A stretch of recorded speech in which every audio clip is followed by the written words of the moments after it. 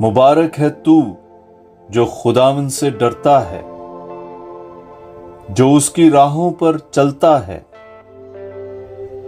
کیونکہ تو اپنے ہاتھوں کی محنت سے کھائے گا۔ تو مبارک اور سعادت مند ہوگا۔ تیری بیوی تیری چار دیواری میں پھلدار طاق کی مانند ہوگی۔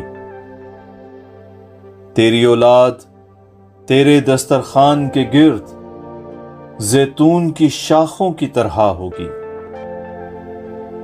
دیکھ، یوں ہی مبارک وہ شخص ہے جو خداوند سے ڈرتا ہے۔